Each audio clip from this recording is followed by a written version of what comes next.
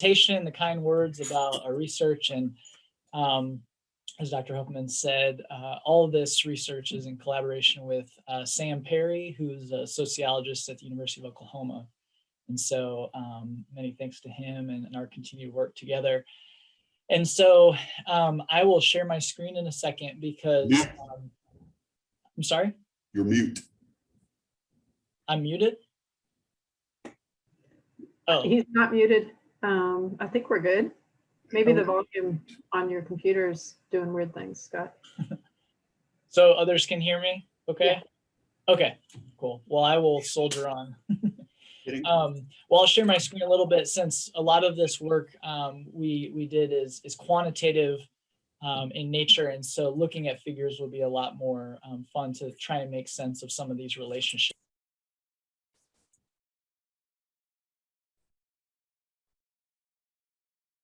Andrew, can you unmute? Can you hear me now? There you go. Everybody good? Okay. Let's see here. All right, so everybody can see that first slide okay? All right, great. So today we'll talk about Christian nationalism and some of our research.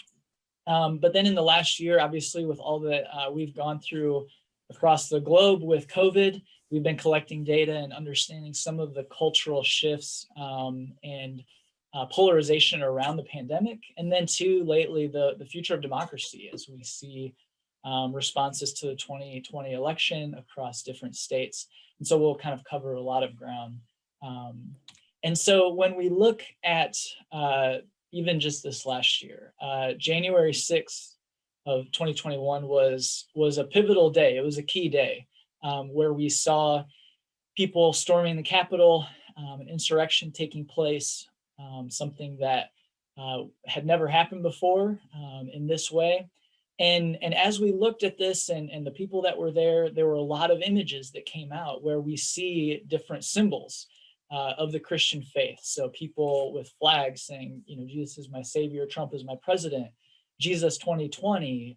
There were crosses erected, people praying, and even in the Senate chambers, prayers happening among insurrectionists that were, if you've ever been to an evangelical Christian church in the US, you've heard prayers similar to this. And so one thing that many were interested in was, why was there so much Christian symbolism and rhetoric intertwined within those that stormed the Capitol? And while not the only explanation, one of the key explanations we think is this idea of Christian nationalism. And it's something that we've been tracking for about a decade now already, but especially in the lead up to the 2016 election and then on through the 2020 election. It's been a key part of understanding the polarization in American politics and American culture overall. So when we talk about Christian nationalism in our book and our different peer-reviewed research, what is it? How could we talk about it? What does it mean? Well, we define Christian nationalism as a cultural framework. And so in that sense, a collection of myths, symbols, values, narratives that idealize and advocate for a fusion of Christianity with American civic life. Now, when we talk about Christian nationalism, we usually place an asterisk beside it because the Christianity of Christian nationalism is something different. It includes assumptions of being a natural born citizen, of white supremacy, patriarchy, authoritarianism, and even militarism. So when we talk about Christian nationalism, the Christianity really refers to a certain population and really means to this population people like us, white, natural born citizens, culturally Christian. So the Christian nationalism we're talking about is a cultural package. It isn't just referring to Christianity like the global historic Christian faith, but something different that brings a number of other assumptions with it. And so it's key to keep that in mind. And some of what I'll share today will highlight the difference between Christian nationalism and Christianity, because that's key. Now, how do we measure Christian nationalism after we defined it? Well, in our quantitative research, what we do is ask our respondents 6 different questions. And these include questions like the federal government should declare the United States a Christian nation, or the federal government should advocate Christian values, or that the success of the United States is part of God's plan. And respondents are able to strongly agree or strongly disagree, kind of on a spectrum there with these different measures. And we assign a point value to strongly agree and strongly disagree, and we add those together across these 6 questions. So then we're able to see on a scale, if somebody strongly agrees with all 6, they would score a 24. If they strongly disagree with all 6, they would score a 0. And we can see where Americans fall on this spectrum. And you can see here, using data from 2017, that Americans fall all across this spectrum. So it isn't just an either or proposition, right? You're not just a Christian nationalist or not, but that Americans embrace Christian nationalism more strongly, those on the upper part of the scale, or they reject Christian nationalism on the lower part of the scale. And so there's a distribution all across this. And most Americans are somewhere in the middle. They may not wholly embrace it, they may not wholly reject it, but they embrace it to different extents, or resist it at least to a different extent. Now you can see these 4 different labels underneath this scale. And throughout this presentation, I'll refer to these 4 groups because it's a little bit easier to talk about it in terms of these 4 orientations of Christian nationalism rather than, higher or lower on the scale, although I will return to the scale at some point. But we break these into 4 groups. So rejectors are those on the bottom part of the scale. So they score lower than 1 standard deviation below the mean, for those that have taken quantitative stats. So they are on the furthest left-hand part. Resistors are between the mean, which is right in between 11 and 12, and 1 standard deviation. Accommodators are from the mean to 1 standard deviation above. And then ambassadors are those Americans that really strongly embrace Christian nationalism. So when we combine these groups together, we can see that about 21 to 22% of the population are rejectors. So these are Americans that completely repudiate any notion of a close relationship between Christianity, again, that cultural package of Christianity, and American civil society. Resistors are about 1/4 of the population, a little bit more. They're uncomfortable with the idea of a Christian nation, but they're not wholly opposed to it. So they lean towards opposition towards Christian nationalism. Now, accommodators are kind of the mirror image of resistors. And so they lean towards accepting the Christian nation narrative, but their support, while undeniable, isn't comprehensive. They still are undecided in certain parts, or they may not want to just privilege Christianity in the public sphere. Now, ambassadors are those Americans that really strongly embrace Christian nationalism, wholly supportive of this narrative. They say the US either was or still is a Christian nation. It should be. We have to reestablish that in order for the United States to flourish. Now, there's a lot of different demographic and religious and political differences and similarities across these 4 groups, which I won't go into today, but we unpack those in our book, and there are some really interesting relationships there overall. Now, the first argument that we'll talk about today, or key finding, is that white Christian nationalism, we find, really explains support for Donald Trump and voting for Trump in 2016 and 2020, not necessarily just being a white evangelical. And so this is something that, in both election cycles in the national news media, we hear and we see over and over again that it was white evangelicals that put Trump in office. It was white evangelicalism. And while that's true to an extent, what we find is it's actually a little imprecise, because there are a number of white evangelicals that didn't.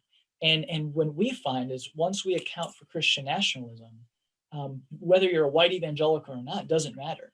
It's how strongly you embrace this cultural framework of Christian nationalism. So let me share the data that we have to support this key finding. So when we look at who voted for Trump in 2016 and in 2020, we can see that clearly the 2017 Baylor Religion Survey and then the 2020 Public Discourse and Ethics Survey, if you are a rejector, very few of them voted for Donald Trump. But if you are an ambassador, you are very likely to vote for Donald Trump. And we see those middle categories are there in the middle as well, growing, right? And how likely they were to vote for Trump. And so this is again true in 2016 and in 2020. So what we find is that the more that you embrace this idea of a Christian nation, the more likely you were to support Trump. And we unpack this in some of our work, but in many ways, Donald Trump leaned into the rhetoric of defending Christianity, saying that this is a Christian nation. And there were other parts of his platform that we will find and that I'll show would really appeal to Americans that are Christian nationalists or embrace Christian nationalism, whether that's securing borders or a strong military or putting the right judges on the Supreme Court. All of these things are a part of that cultural package. Now, again, one common thread in a lot of media about both elections was white born-again Protestants or evangelical Protestants, how likely they were to support Trump or vote for him. And so I'm sure most of you have seen the statistic of 81% or 82% of evangelicals or white evangelicals voted for Donald Trump. And in data we collected right after this election, we actually found that exact same thing. If we look at white born-again Protestants, 82% of them voted for Donald Trump. But what we find is that within this number, the real explanatory variable, the thing that's explaining why white born-again Protestants voted for Trump, is Christian nationalism. So look, with our four groups, all white born-again Protestants, you can see that if you are a rejecter who's a white born-again Protestant, very few of them voted for Donald Trump. Or even resistors that are white born-again Protestants, very few voted for Donald Trump. It's the white born-again Protestants that are accommodators and then obviously ambassadors. They're the ones that are voting for Donald Trump and support Donald Trump in the elections. So it isn't just being a white born-again Protestant or a white evangelical, it's how strongly you embrace Christian nationalism. That's what's explaining within this religious tradition, voting for Donald Trump and that support for him. Now, the last thing that I want to point out is that it kind of makes our case that it's really about Christian nationalism from a different angle. So now, not just looking at white evangelicals, but let's look across different religious traditions. So you can see the white bar are white born-again Protestants, and so rejectors, very few voted for Trump, and then the number grows as we go up the scale, right? But look at the dark blue bar, white liberal Protestants, or the gray bar, white Catholics. You can see the exact same pattern, right? So the dark blue bar, white liberal Protestants, those that are rejectors or resistors, very unlikely to vote for Trump. But if they're accommodators or even ambassadors, white mainline or liberal Protestants were very likely to vote for Donald Trump. In fact, at levels that look exactly like or very close to white evangelical or born again Protestants. So this is telling us that even across religious tradition, especially within Christianity, but across those religious traditions, Christian nationalism is a very powerful cultural framework. And again, with white Catholics, the gray bar, we could take a white liberal Protestant, a white evangelical Protestant, and a white Catholic, and if they're all ambassadors, they're going to look very similar in how they see the world, how they vote, and who they support. And so they actually look more alike within their grouping and orientation towards Christian nationalism than they do to co-religionists, people that are also Catholics but might reject Christian nationalism. So again, Christian nationalism is a key cultural framework to understand how religion is related to politics, especially in this current cultural and political moment. Now, another key finding is that when we look at Christian nationalism, we can see that it explains polarization on COVID-19, racial injustice, and anti-democratic attitudes. Three things that are really key, right, and happening in our current moment politically and culturally. So let's look at some data first. Now, this was data collected early on in the pandemic in May of 2020. So this was during the first big upswing of not only cases and deaths, but also where different groups in the federal government, but also local governments were starting to respond to this pandemic with different restrictions.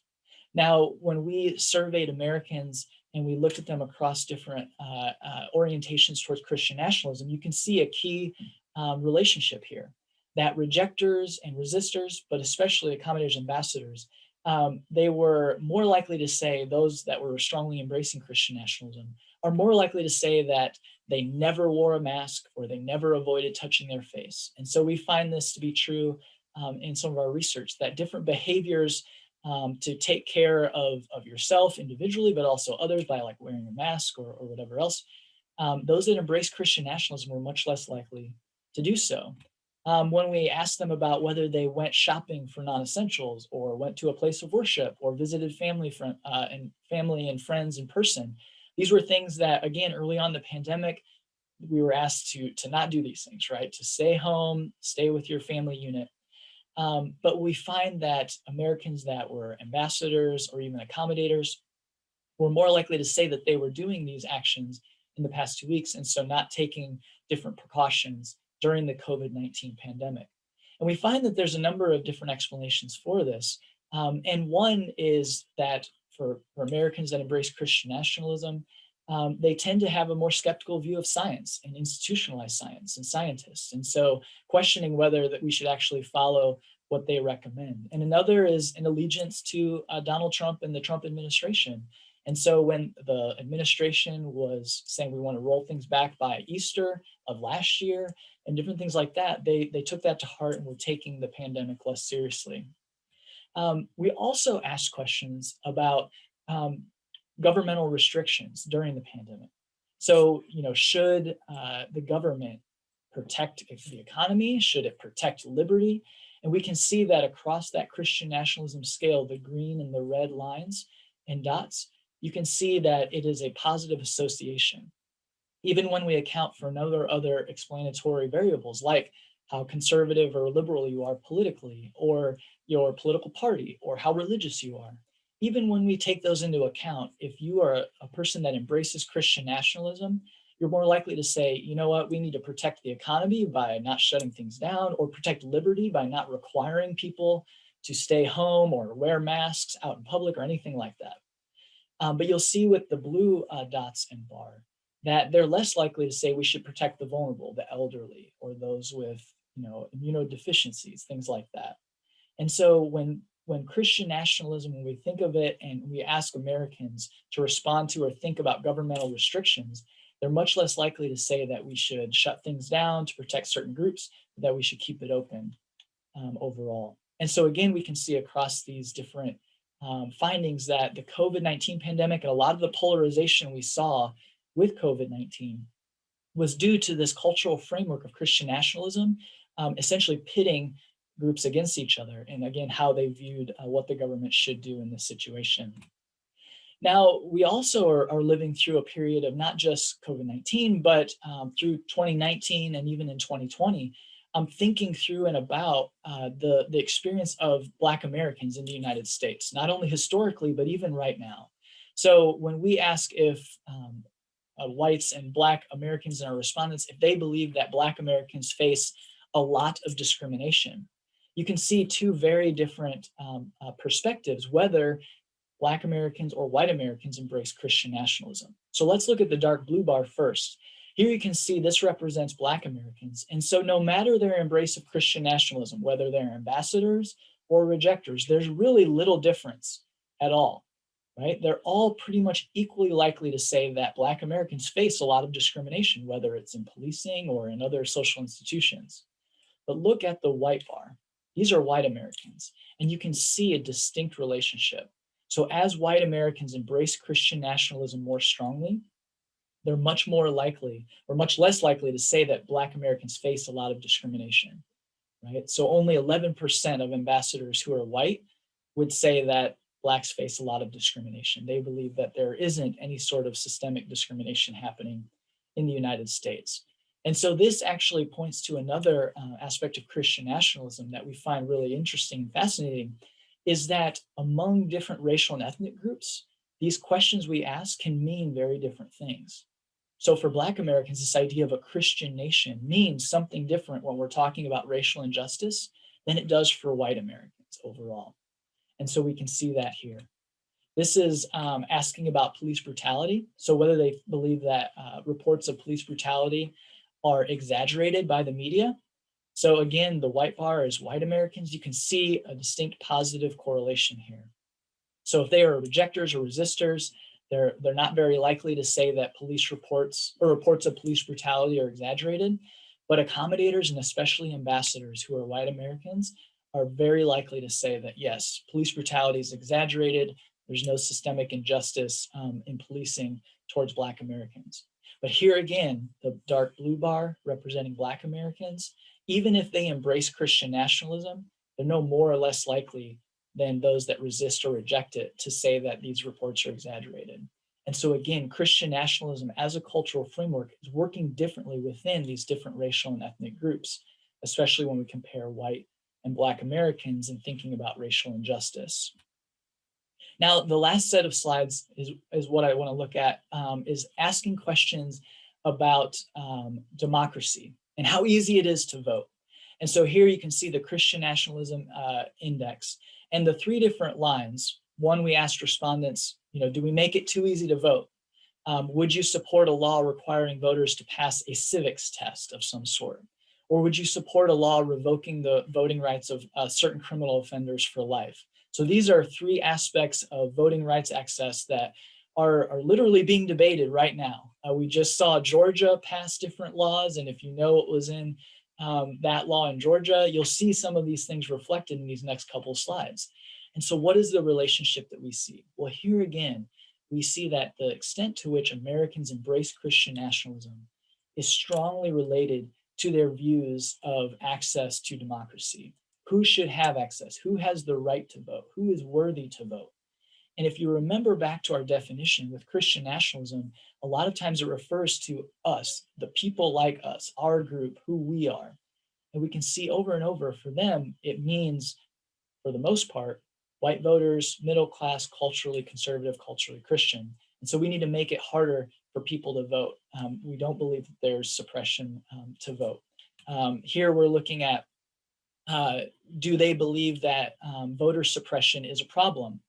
So similar to the slides I just showed about racial injustice and policing, the white circles, those are whites who believe voter suppression is a problem. And so as they embrace Christian nationalism, they're less likely to believe that voter suppression happens. But look at Black Americans or Black respondents. That line goes straight across. So no matter how strongly they embrace Christian nationalism, they still believe voter suppression is a problem.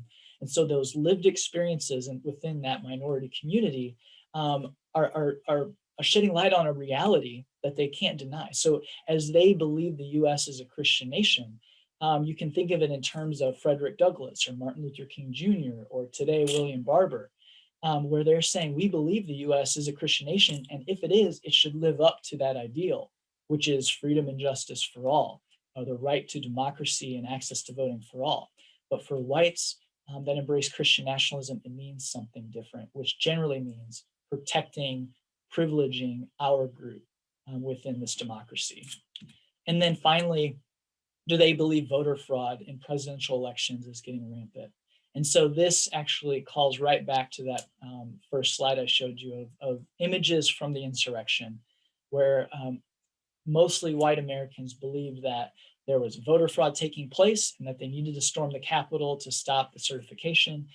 And we can see that those Americans who strongly embrace this idea of a Christian nation were much more likely to believe that voter fraud is rampant in presidential elections, despite the fact that there is very little voter fraud or evidence of voter fraud in any of our past presidential elections. And so we can see that this rhetoric is taking hold throughout. All right, so the last key finding that I want to get to before we open up and hopefully continue this discussion is something that's really important. And this happens a lot as Sam and I talk about Christian nationalism and highlighting the negative aspects of Christian nationalism for US society, is that does not mean we're talking about committed Christians or Americans that are Christians. So many times people will hear us talk about the negative aspects of Christian nationalism and think that we're attacking Christianity. That isn't the case. And so here's what I want to show you. So when we talk about precautionary behaviors during COVID-19, if you remember a couple slides ago, so wearing a mask, not going out, all of those things, we can see that with Christian nationalism, that red line, as it increases in value, so minimum value would be those resistors and rejectors, the 0, up to the higher ends of the scale, you can see a negative relationship, right? They're less likely to take those precautionary behaviors. But look at the blue dotted line. This is when we're measuring Americans' religious commitment. And so if we hold Christian nationalism constant, so all that means is, let's say I can clone myself, you have 2 of me, and one, we have Christian nationalism right at its mean, right? And for the other. And for one of me, we turn up religious commitment, we increase that. If we hold Christian nationalism constant, but increase religious commitment, so how often I go to church, how often I pray, you find that I'm more likely to take those precautionary behaviors to protect myself or protect others by wearing a mask. But if you keep Christian nationalism at the mean and turn religious commitment down, so I don't attend church, don't pray, read my Bible, you see that the minimum value of religious commitment, they're less likely, right, than higher values to take precautionary behaviors. And the same if we hold religious commitment equal and turn up Christian nationalism or turn it down, although it has a negative effect. So again, once we account for Christian nationalism, being more religious predicts Americans being more likely to take these precautionary behaviors, to take care of those around them. So it isn't religion or religious activity, right? But it's this Christian nationalism, this cultural framework. Here's another example. So police treat blacks the same as whites. We can see that for Christian nationalism. As you increase on Christian nationalism, you're more likely to say, yeah, there's no racial injustice in policing, that they treat blacks and whites the same. But for religious practice, if we hold Christian nationalism constant, the more religious you are, the less likely you are to ignore injustice in policing or to say that police treat blacks the same as whites. And so here again, it isn't just being religious, but it's this cultural framework of wanting to privilege a particular type of religiosity, a particular strand of Christianity in the public sphere. That's what is pushing these attitudes, not reading the Bible, not just going to church, things like that. Now, many people who embrace Christian nationalism are religious and go to church a lot. But again, the point we're trying to make is that it's this cultural framework within that religious tradition that's doing the heavy lifting, not just going to church or being religious overall. So the implications for religion and politics in the United States. Well, first, what we try to do in our book and continue in our studies is that we need a new language for talking about Christianity, or as some call it, Trumpism, one that clarifies that for many, being Christian implies much more than being a part of this global historic faith tradition. But that to be Christian to them means you have to vote a certain way. You have to see immigration or refugees a particular way. You have to see, pro-life and pro-choice a certain way. All these things come with this cultural framework overall. And then we need to also understand that a desire to privilege access to power, right, which Christian nationalism, we argue, is essentially about privileging access to the levers of power within politics and our culture for a certain group.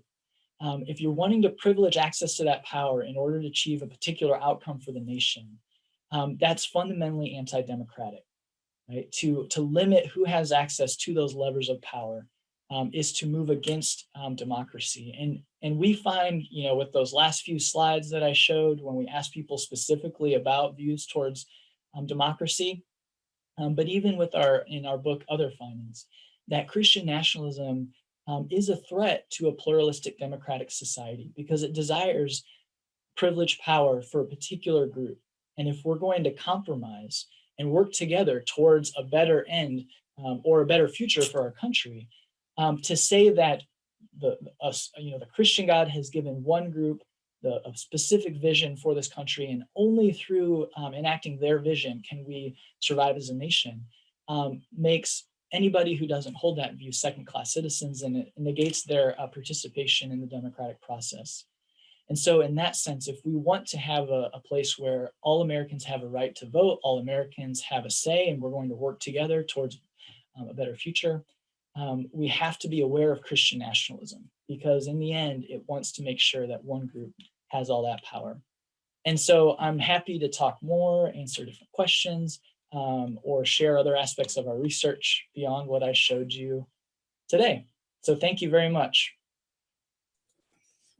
Thank you, Dr. Whitehead. I enjoyed that. I know I've come up with several questions, but I want to privilege some of the questions that we've gotten by students and former students. First, this is a question. Is the age variable? How does it play out? In other words, young committed Christians versus their parents, grandparents. What is the role of age? Yeah, that's a wonderful question.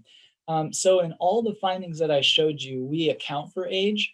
So all that to say is that the effects of Christian nationalism we would see are the same no matter what age you are.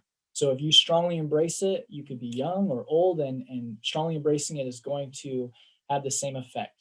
Now, what we do find though, is that ambassadors are significantly older by like 4 years than even accommodators or rejectors or resistors. And so that orientation tends to be older as a group.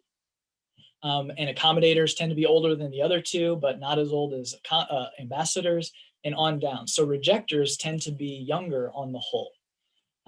So there are some interesting relationships with age overall. Now, that was true in 2017. We still find it to be true. What's interesting is that in 2007, ambassadors were not significantly older than any of the other groups. And so that was a shift over that decade where those ambassadors or those Americans that strongly embrace it actually became older, grew older as a group. And so kind of thinking in those two different ways, that even when we account for age, Christian nationalism works the same, but we do find that ambassadors tend to be older than the other groups. Okay. And which I guess they've been more inundated with that, the sort of propaganda their whole life, which makes sense. Do you think Christian nationalism is a short-term trend related to Trump, or something that's going with a longer arc? And one of the questions I had is very related to this. You've done research about how they are so much less likely to take the COVID-19 vaccination, take it seriously.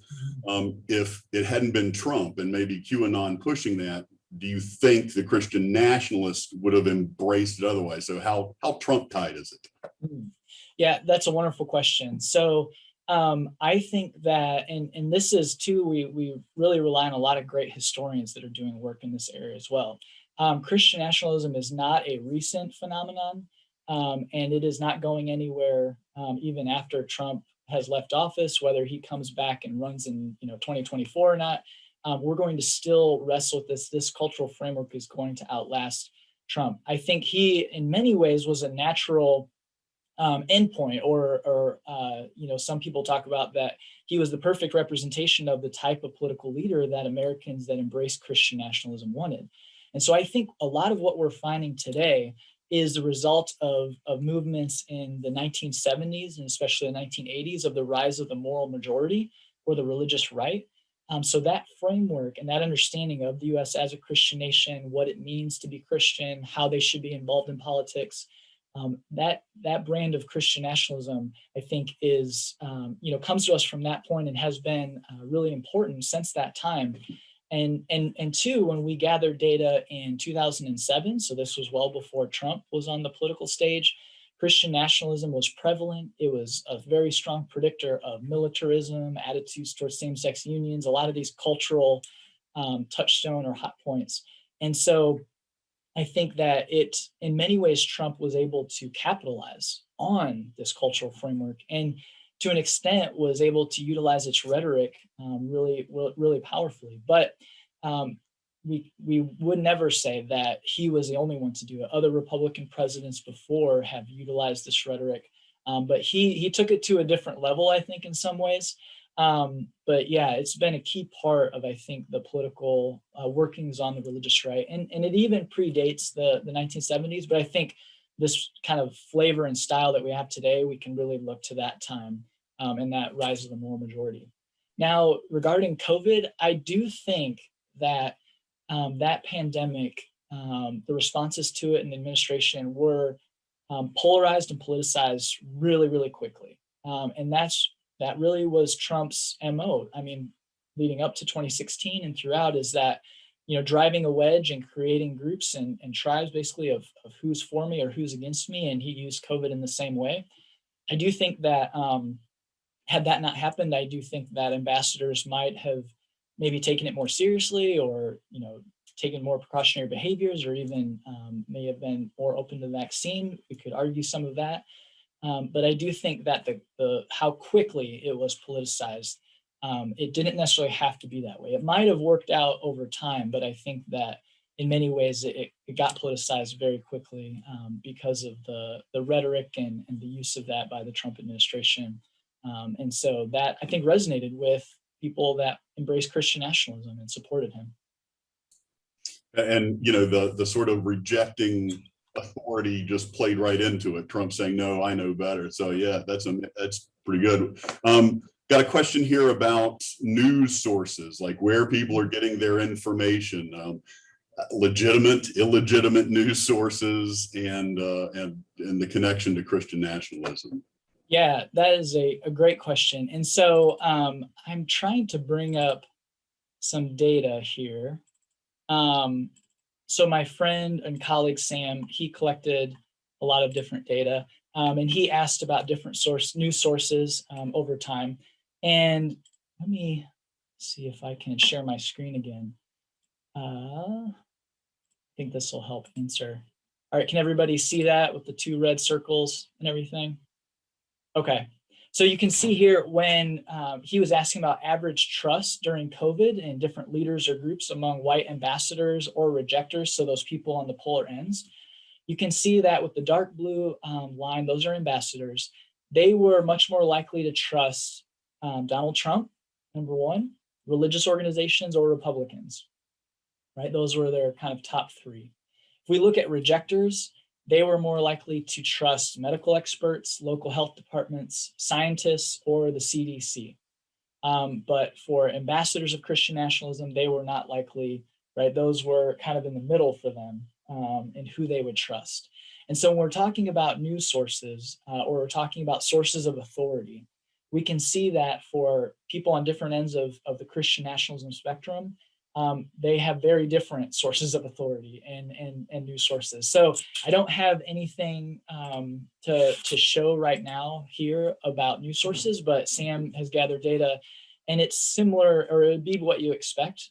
So ambassadors are more likely to be watching Fox News or Breitbart or kind of the far right news sources overall.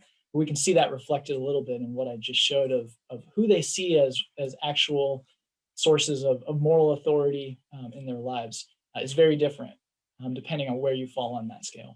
I know on the January 6th attack on the Capitol, people were going around, and if it were OANN, I think, when this, oh yeah, it's like they would talk to them. If it were CNN, they would be pelted, or basically. And so yeah. Understanding that different constellation other than just CNN, the big 3, and Fox is that's pretty cool. He's getting that. Would you explain how Christian nationalism goes a little bit further than American exceptionalism? But basically we've had this idea of American exceptionalism for a while, but this appears to be something different. I mean, I know the Venn diagram overlaps a lot, but maybe it built on it. Could you explain that a little bit? Yeah, no, that's a great question. I think, like you said, in many ways, there is an overlap of this idea. I think within the cultural framework of Christian nationalism, the idea of America being exceptional is fundamental to that. I mean, they believe and would say that the Christian God has a plan for the US. The success of the US is integral to how God is going to work in the world and throughout world history. That in some ways the U.S. is a chosen nation. So all of those things play into this exceptional framework of America is exceptional. I think what those parts that maybe don't overlap is that we could think about it in terms of Christian nationalism versus civil religion in some ways. So this idea of yes, the United States, to function as a republic, it's important to be religious or some sort of religious framework. This idea of a higher power, all of those things, get into play with civil religion, and so they might see America as exceptional, a place where there is religious freedom and liberty, but not in the sense that it has to look a particular way or be all about privileging one particular expression of Christianity. And so, in that sense, I think we could see some distinguishing factors between those groups of what's truly exceptional or what makes America exceptional or not. But yeah, I do think with Christian nationalism, there is an idea of, and with nationalism even broadly, some identify that, not even thinking in terms of Christian nationalism, but just nationalism, where this is meaning that, or believing that your country is greater over and above other countries. It's not just that you love your country, but that it is better than other countries. And so that's that nationalistic impulse in it, as opposed to patriotism, where it might be love of country, men and women, or love of your country, but not over and above anywhere else. It's just, being favorably disposed towards your people for who they are. So I think some of those might play into it. And most of or many of the Christian nationalists are evangelicals, but not all evangelicals are Christian nationalists, obviously. Is there, and of course you went to Baylor, historically Baptist institution, so you might have insight on this, and those of us who grew up Southern Baptist. What is it about the premillennial dispensationalism, the idea that Jesus is going to come back for a rapture, 7 years of tribulation, then the apocalypse? It seems that type of belief system has lent itself more to this. Is that correct, or what do you make of that? Yeah, that's a great question. We actually have some interesting findings with that. So both pre-millennialism, as you kind of describe it, where the world's going to hell in a handbasket, it's going to get real bad, and then Jesus is going to pull out, or God's going to pull out the saved, and then it's just goes nuts before he makes everything right. And then post-millennialism, where the opposite is kind of argued. And again, there's lots of flavors within this, so I'm just speaking generally here. But that, Christians are supposed to play a role in bringing about the coming of Christ by making it better, or kind of forcing the world to adhere to what God would want. And so what's interesting is that a lot of the early thinkers within those groups that now really embrace Christian nationalism were actually postmillennialists. So Rushduni was a famous postmillennialist, where he was saying in the Seven Mountains type of ideologies that we hear about, where Christians are supposed to basically forcefully take culture and subdue it in a way and work towards a world that represents what God would want for it, and that will bring around the second coming. But we find today, when we survey Americans, and to some of the leading kind of spokespeople that really embrace Christian nationalism today, like Robert Jeffress, who's a pastor at a mega church in Dallas, Franklin Graham, many of them, and how they talk and what they write to, embraces this premillennialism that the world's going to get real bad. We just need to stay faithful, and then God's going to rapture Christians out of the world. So we see a split. And so today, I think with Christian nationalism, most Americans that embrace it are premillennialists, where they hold those views that a rapture will happen and God's going to take Christians out and the world's just going to get worse. But they actually build some of their work on people earlier who are postmillennialists. So all that to say, it's complicated, but for most Americans, they're embracing it with this idea of, there will be a rapture, and the world's just going to get worse, and we need to just stay the course. And you can see that with the election of Biden. Robert Jeffress, he pretty early on was saying that, Biden is an actual president, like he won the election, but it's going to get bad and we need to just stay the course as Christians. And this is what he was saying when, President Obama was in office. And so, I think a lot of Americans that embrace Christian nationalism today are premillennialists in that sense.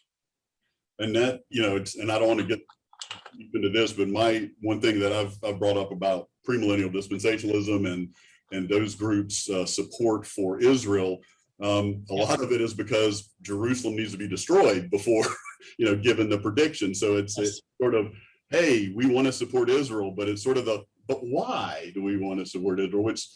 So I don't want you to get in the weeds on that one, but it leads me to the question of, give us an idea of a platform of potential future policies that Christian nationalism might predict or favor. I know you've done research on anything from porn to COVID and everything else, but what type of policies would Christian nationalism say, these are the specific things we want to see changed?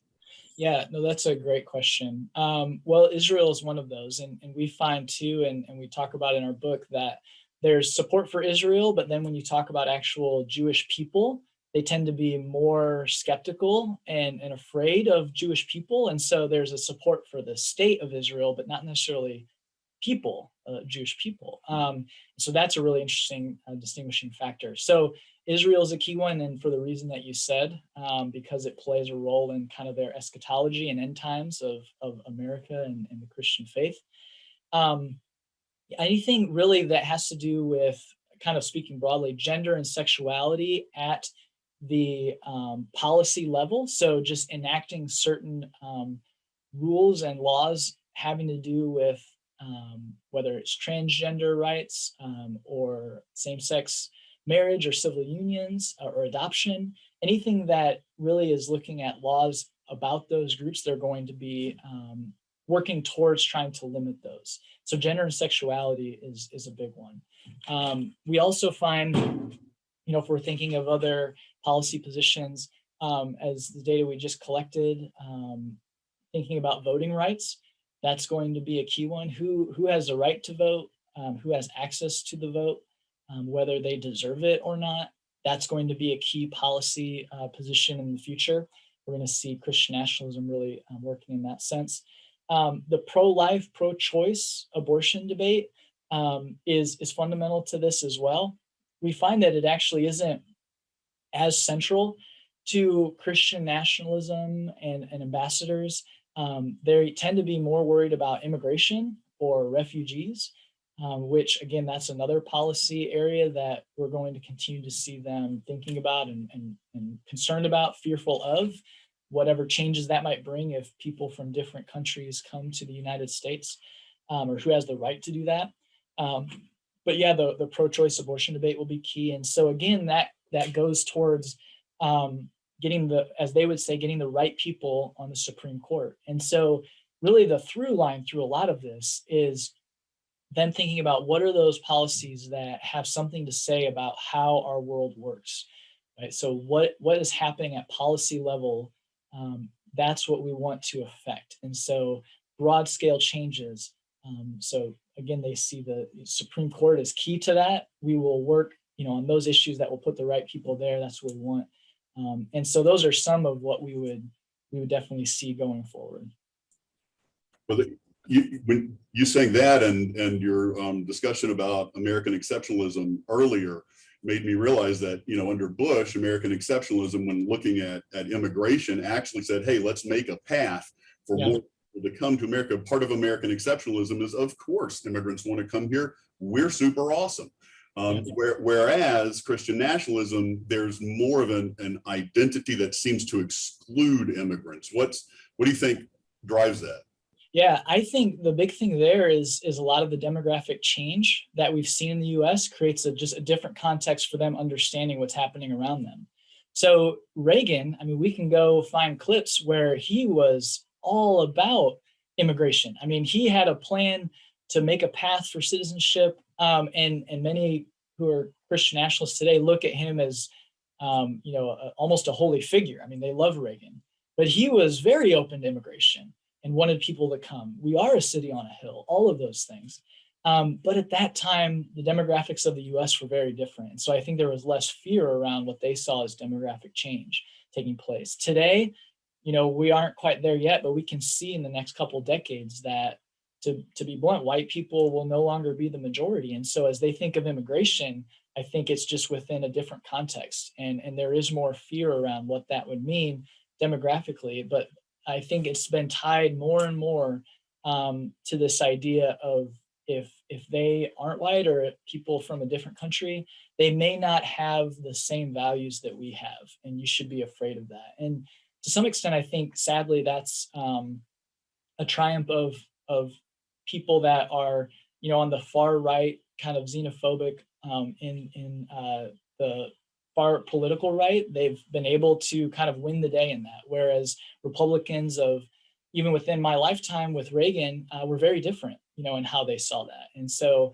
I think that's one aspect that has really changed. And we find too that a lot of, especially with refugees, but immigrants from the South, they're majority Christian, and from the countries they're coming from, there's more Christians in those countries than there are even in the US. And so for Americans that embrace Christian nationalism, again, it isn't even about if it's Christians coming here.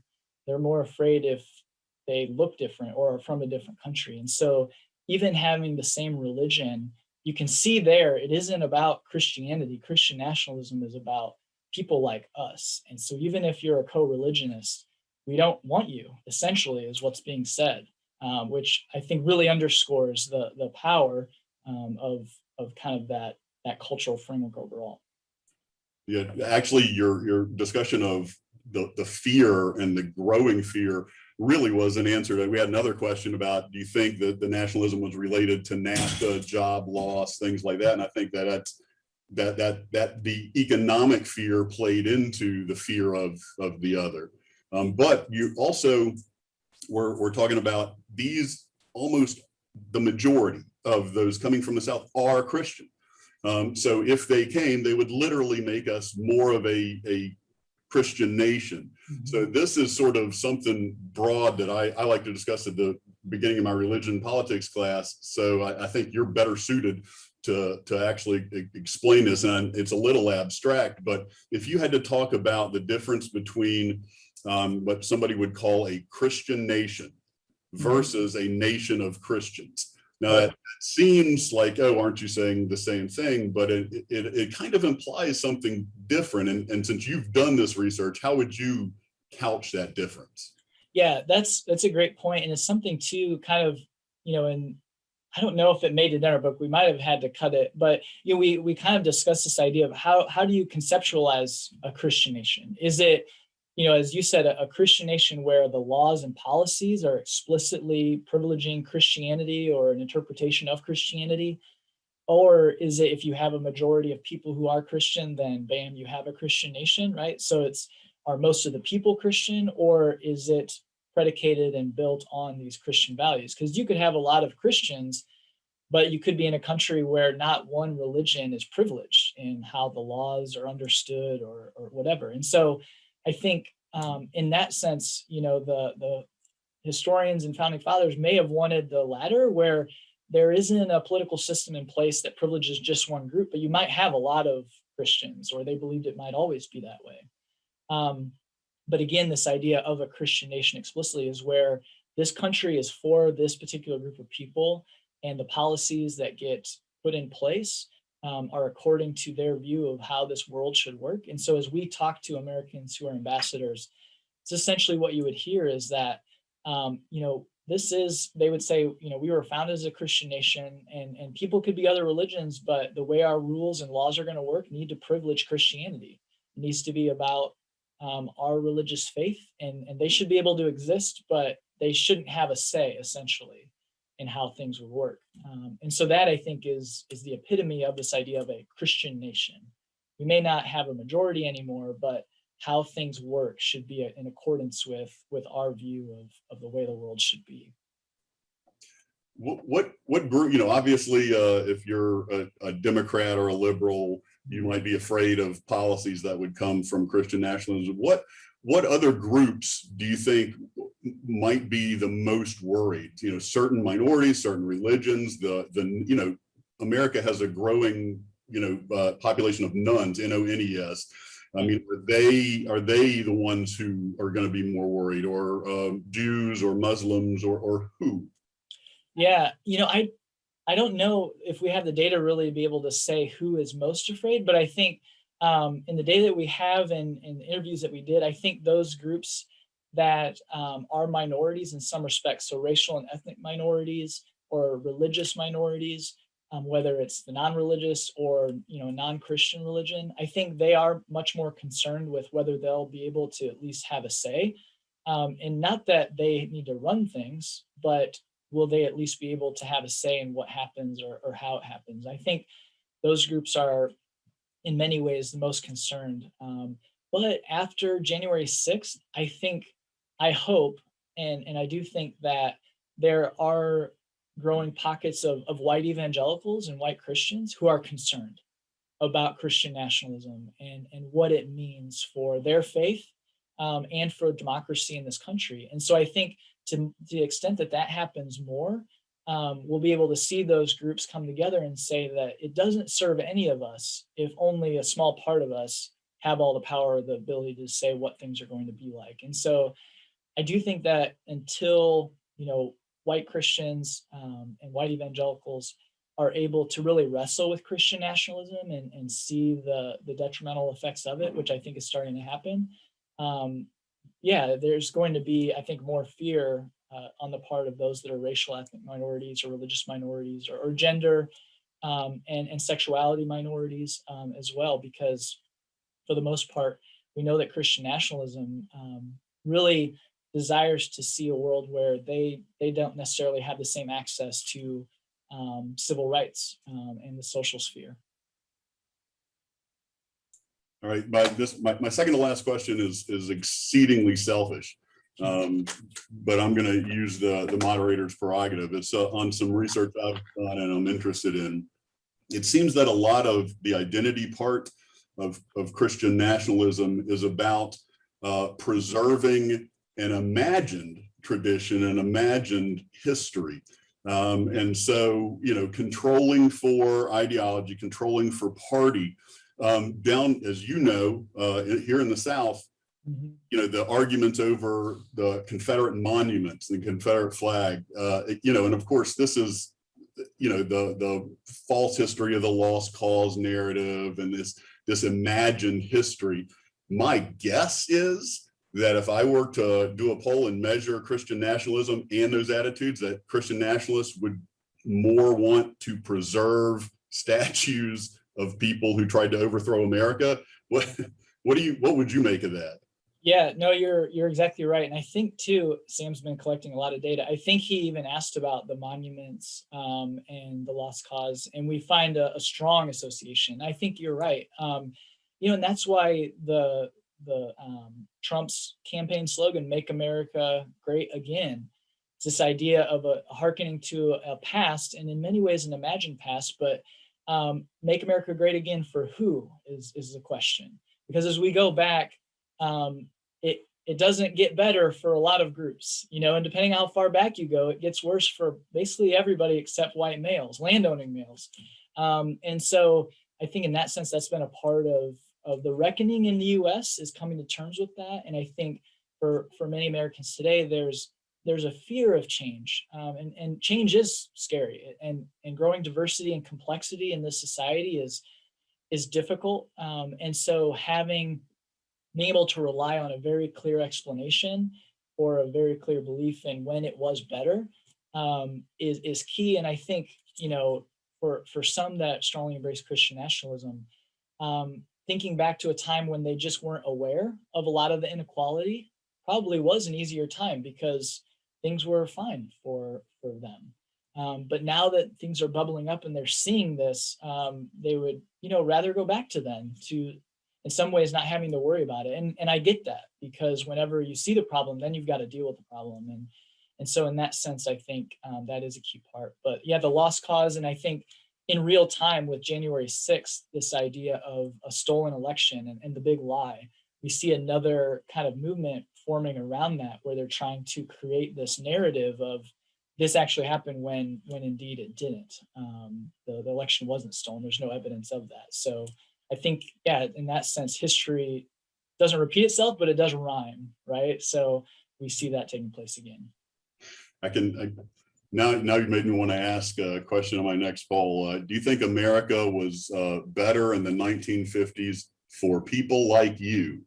Yeah, totally. Yeah, and looking at racial, gender, how that breaks out, I think would be really, really interesting. And, in a class I teach here on the family, we look at decades leading up to the 1950s and 60s, and then the decades after. And we really think of the traditional family, or this ideal type of the family, from this small period where manufacturing was booming and you could have one income and, have two cars and a house and all those things. But before that, it wasn't true. And after that, it wasn't true. But that imagined history and past, it's kind of an outlier decade, but it was perfect for white Americans generally. But when we look, at different racial and ethnic groups, it was very different. And so, yeah, that nostalgia is so powerful. It's such a powerful thing. Perfect for white boomers. Yeah. The final question, and this will hopefully give you a chance to rehash some common ground. Now that you've helped a lot of us become aware of what Christian nationalism is and how to define it, what should we as citizens, if we want to embrace Christian nationalism or we want to work against, either way, what should we be looking for that Christian nationalism is going to play a big role in next? Yeah, no, it's a good question. I think, one thing that I would want to say, is, for Christians in America. What I don't want anybody who's on this call as Christian, or for me as a person of faith, I don't want it to seem as though Christians should not be able to participate in civil society. That's not what we're saying. So we should be able to participate in civil society. But what we don't want is for this one group to have an outsized influence, or the only one that is able to fully participate. And so it should be less about us versus them and more about how it can be us for them. And so, that's what I would hope people would draw away from our research, is that Christian nationalism wants to basically create, wedges and stark dividing between groups and only privilege a certain group.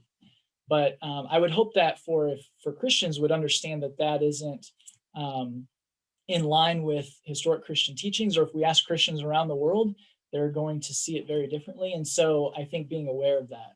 So for those that aren't Christians, I think it's easier to see the perils of Christian nationalism, and they're less likely to probably want to support that because they see that it doesn't necessarily influence or privilege their group. And so I think for all of us, if we want a pluralistic democratic society where everybody has access to the political levers of power, protecting the right to vote and ensuring that everybody has access to that, I think is a key part of it. And two, being able to distinguish between the historic Christian faith that comes with a lot of baggage, but then two, Christian nationalism, which I think again is that cultural framework that can be very dangerous to a lot of different groups and to a society that doesn't just privilege one, but that compromises, and finds a better way forward, hopefully to figure out how we can all flourish together. So I think those are some of the key aspects that, especially with religious people, I don't want them to think that we're just attacking them, but it's this framework that can turn them against, their neighbors, and hopefully whatever religion or non-religion we are, we should be for our neighbors and wanting to ensure that if they are having a different experience, well, how can we improve, whether it's policing or who has a right to X, Y, or Z, all of those things. So hopefully that gets a little bit at what you're asking, but yeah. It does. Thank you. I want to say to my class, the 3 articles by Dr. Whitehead and his co-authors, Perry, those are what we're going to discuss in the next class. So make sure you keep your notes on that, and everybody else, if you want some of those, you can look them up. I strongly suggest you purchase Taking America Back for God. It's a wonderful book. It's something I think that gives a lot of insight into current politics. And if you're interested in that sort of thing, you will love it. And with that, I will turn it back to Katerina Moyan of the West Forum. Thank you, Scott. And thank you very much to you too, Dr. Whitehead. I think that we all found this conversation fascinating, and the distinctions that you drew between practicing Christians and Christian nationalists, I think were most instructive for community members and students who were on this call who maybe didn't know about it beforehand. So thank you very much for that. And thanks for being a part of our discussion today. And thanks to the students and community who were here with us and were able to join us for this event. We will be submitting all the names for cultural event credit this afternoon, just so that you know. And thank you for joining us today. We're finished with our event. Thank you. Yeah. Thank you so much. Thank you very much.